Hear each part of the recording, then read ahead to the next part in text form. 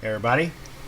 So if you're a content creator on YouTube, meaning you upload videos to YouTube and you have a channel, and chances are if you're in the partner program, you've probably ran into Content ID on YouTube at some point or another. And let's face it, Content ID is heavily biased toward the copyright owners, or the supposedly copyright owners, and it's biased against the creator. So Content ID was created by YouTube roughly around 2007-2008. It was in response to a major lawsuit by Viacom against YouTube over copyright infringement. So YouTube created this new system that would automatically scan uploads for copyrighted content based off of reference files. And in theory, what this is supposed to do is it's supposed to allow content owners, like copyright owners, the ability to be able to either monetize their content or even block videos altogether that supposedly contain their content.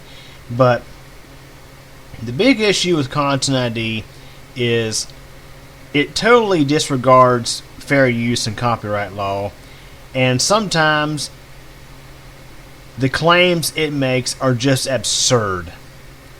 So for example, here on my second channel, CubeCompMDDX, I had recently uploaded some thunderstorm videos. Let me get this out of the way here. This is actually looking at a previous clip here. But here we are looking at CubeCompMDDX, and what do you know? One of my recent storm videos got a copyright claim on Content ID. And the video is still in a draft state. It hasn't even been uploaded, or excuse me, it hasn't been published yet. So let me explain how this happened. So I got a neighbor across the street over here who loves to live life, as they say. And I guess by living life, that means blasting their music so loud you can hear it from a football field away. And because of that, my storm video, it's a video of a thunderstorm moving in, received a Content ID claim from YouTube. Now, the thing is, the music itself was not loud at all, and it was heavily drowned out by the sound of cicadas, crickets, wind, cars driving down the road, you name it. So if you look here, you can see that the supposedly identified area is between 7:53 and 9:43, and the video in question is an hour and 20 minutes long. So roughly just a little bit less than a 2-minute segment. Now I'm not going to be able to play this back so you can listen to it here, because obviously if I do that, it's going to freaking claim it here too. But I'll just go ahead and play back a certain spot where it's not being claimed, so you can get an idea of what the sound is like in this video.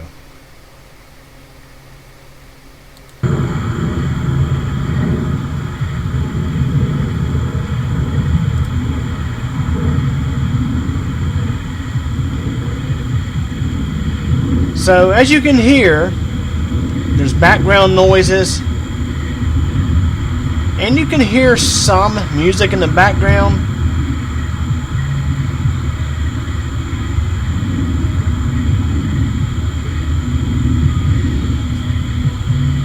So yeah, you can hear the music a little bit there. But yeah, this is what Content ID will claim, and stuff like that. Now of course it didn't claim that section of the video, that's why I played it here as a sample. But I mean, again, there's a 2-minute segment where it does supposedly claim that there's copyright material. So of course what I did is I filed a dispute. And you can see there's a dispute awaiting review, and we'll talk about that dispute process in a moment, how I think it's very unfair the way it works.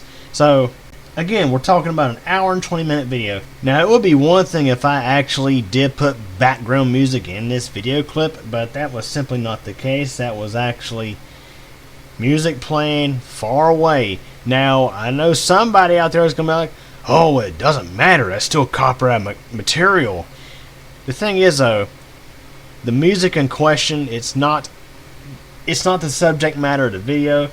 There's lots of background noise drowning it out. It's not a very, like, if I was wanting to rip a copy of Make Me Over, this music here, if I was wanting to find a way to listen to Make Me Over without having to pay for the song, oh yes, I'm going to go to a video over on QComp MDX of Thunderstorm and listen to it there. Yeah, I mean, also, and the thing is, like I said, I can't play it, but the music itself is drowned out so much where the claim says video uses the song's melody. So it's not actually claiming that I used the actual song. It says, oh, the video uses the song's melody. So for example, what that supposedly means is, let's say I made a cover or a copy of me singing that song or whatever. That's what that sort of claim would supposedly mean. Now, the thing is, when this content ID claim first popped up, again, it popped up before this video even went live, and it still is not gone live yet. It did not have monetization ineligible. Matter of fact, it was still eligible to revenue share. But even if it was eligible for a revenue share, I'd still say it's quite ridiculous, because again, we're talking about a 2-minute video segment in a video that's an hour and 20 minutes long. But now, it's even worse. It says, video cannot be monetized. Ad revenue paid to copyright owner. So, over a 2-minute segment of washed out music, this entire video, which has nothing to do with this material, it's video of a thunderstorm. So anybody coming here and watching the whole video, sometimes they may just skip right on past this step to the storm, which actually begins right about here. I do tend to start my clips out a little earlier to capture lightning and stuff as the storm moves in. So this copyright owner supposedly would receive 100% of all ad revenue from this entire video, this entire 1 hour and 20-minute video over a 2-minute segment of video where you can sort of hear the music in the background. I'm telling you guys, it's not like the music is very well heard in this segment. I mean, you can, like I said, you can sort of hear the melody of the music, but you can't really make out the words or nothing like that, because again, there's cars driving down the road, there's airplanes going by, there's some wind, there's cicadas, there's crickets, there's all sorts of other noises in the background drowning this out. And this is why, again, why I think Content ID is a fraud in a way. Now, it does have its intended purpose, but time and time again, either myself or I've seen stories of Content ID going way overboard on claims. Matter of fact, it's so bad that there were even times where somebody would do a sample of, let's say, do things that are clearly fair use under copyright law. For example, using maybe a very small snippet of a song for whatever reason, for commentary or just whatever. It don't matter what the use is, even if I was criticizing this song or doing a commentary piece on it, something that would fall under fair use, Content ID, it wouldn't care. It wouldn't care at all. It would still claim material and apply this policy. So, here's another thing about Content ID that's absolutely ridiculous here. So, if you're familiar with U.S. copyright law, the DMCA, the way the DMCA works is a copyright owner could request a takedown of a video off YouTube. And this is where a content creator would get a copyright strike because of the copyright claim. Content ID claims generally don't get strikes, they're just Content ID claims. Now, there was a time where YouTube used to penalize channels if the entire video was blocked worldwide, but that's not really the case anymore to my knowledge. I mean, sometimes these claims appear, and in the case, let's say, like for example on QComp MDX, I think I do have one very old video of me showing a weather channel forecast, and it had music in the background, and there was a Content ID claim on it, and of course I just let it ride because, I mean, I'd say that's pretty fair. But in cases like this, where, again, as I've mentioned, the music in question, it takes up a very small portion of the entire video at whole, and most importantly, the impact on the material at hand. Again, as I said, the music was playing about a football field away. There was crickets, cicadas, cars. I tell you, this is definitely not where I would go to try to listen to this music without buying it or downloading it or whatever. But anyways, so as I was saying, the U.S. DMCA law, if you receive a copyright takedown request, or YouTube receives one, they will take down your video and issue a copyright strike. Now, the DMCA has an extra part of its law, Section 512, I think it is, where there is a counter notification process. So, let's say a copyright owner issues a DMCA claim on a video.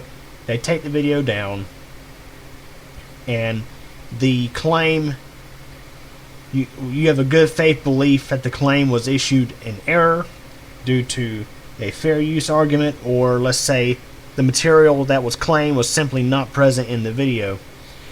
There is a counter notification process, and YouTube, they're kind of notorious for sometimes ignoring that and just saying, "Oh, your video, we're not accepting a counter notice on this for whatever reason." But the DMCA offers a counter notification process, and when YouTube forwards your counter notification to the copyright owner, that owner has 10 days, 10 days to respond to it with I think it's a court injunction or a lawsuit preventing you from using material. If they don't do that in 10 days, the content is restored to YouTube and the copyright strike is lifted. Now, with Content ID, the whole dispute process, as you can see here, we still have 27 more days before either the dispute runs out or the copyright owner can respond to it. And there have been times before, in cases like this, where I have disputed claims, and the copyright owner of the claim never responded to it. They just waited the whole 30 days and just let it expire. Now, the thing is, YouTube used to be, if you was, for example, monetizing a video and it receives a copyright claim through Content ID, what would happen is it, of course, would begin applying the claimant's policy, because most of the time it's monetized by claimant. They would begin receiving that ad revenue, but what would happen is if you disputed it, YouTube would just stop the monetization, the ads altogether, until the dispute process is completed. Now, in a case where the content creator disputes and wins the dispute, they're just out all of that money that could have been made from ad revenue if the video got a lot of views. So YouTube did change things a little bit to where monetization, now of course I didn't have monetization on here because the video was still in draft state. If you had monetization turned on, what would happen is YouTube would continue to run the ads, and pending the outcome of the dispute, they would hold that ad revenue in escrow, and whoever wins the dispute would receive that ad revenue. YouTube has also added a new thing to Content ID in recent years, and this was another thing that Content ID was highly criticized over, and it's still kind of criticized over in a way, is when you file a dispute, basically the copyright owner or the claimant is the one who gets to act as judge and jury on whether this claim was made in error or not, over fair use or whatever. They could just click reject and reject the dispute, and that was the end of it.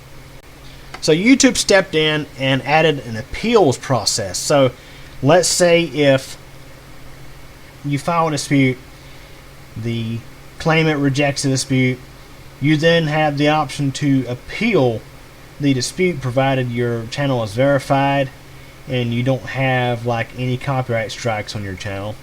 You can appeal the rejected dispute. But the thing is, this time around, the claimant either has to release the claim or file a DMCA takedown notice, and that will get you a copyright strike. And once you get a copyright strike, then the DMCA takes over. But still, it's a whole lot of crap that creators have to deal with. Now, as I said earlier, there are people on YouTube, especially those who don't take YouTube very seriously. For example, people who are not YouTube partners, they'll use a song they heard on the radio 5 or 10 times as the background music of their video. I used to be one of them people, way back a long time ago. And that's part of the reason YouTube has been, over the years, involved in copyright disputes, is because of people putting material on YouTube that violates copyright. But in cases like this video here of a thunderstorm, yes, the neighbor across the street was blasting the music, but it wasn't so loud to the point where the music was like the primary part of the audio.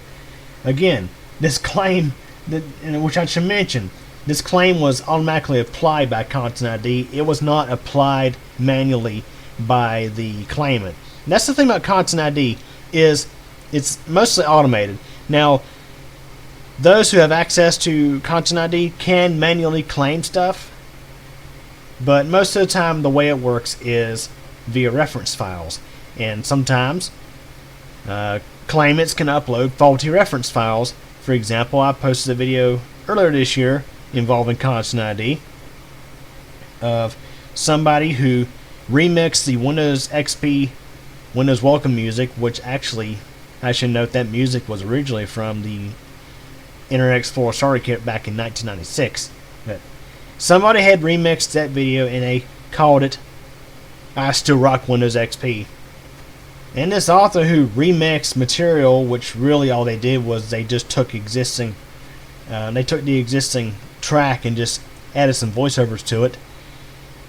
They uploaded it to the Ultra Music, who manages the licensing and all that good stuff. So what they did is they uploaded that whole thing to YouTube's Content ID as a reference file, and it began claiming videos that had just the original Windows XP Welcome music. And so yeah, that got resolved pretty quickly. But it's still this ridiculous stuff like that. It makes Content ID extremely frustrating for creators. So now I should mention, I do still have the original raw video file, so what I did is I went back and just trimmed that part out of the video, and I'm going to be re-uploading it to YouTube. But I'm going to let this sit here as a draft. I'm going to let this sit as a draft. I'm going to see what happens with it. Wait to see if this person, the claimant here, is going to reject the dispute, or they're just going to let the whole thing run out. Now sometimes they will actually release the claim, but sometimes they like to just let the clock run out, because the thing is, when the dispute expires, it's automatically the claim is automatically released. I should know if I didn't mention already. But yeah, this whole Content ID thing, it's a bunch of crap. So anyways, hope you all enjoyed this video. Thanks for watching. Hey everybody, thanks for taking the time to watch this video from Cuckoo Channel. If this is your first time, please subscribe to the channel and be sure to tick the bell so we get notified of new video posts. Please like this video if you enjoyed it, leave a comment, and share this video as well as the channel with your friends and get the word out. Also, I have a second channel, that's CubeCompMTDX. Over there you'll find videos about thunderstorms and weather, cycling, and videos about me personally. Feel free to subscribe over there as well if you like. Again, I really hope you enjoyed this video, and thank you so much for your support.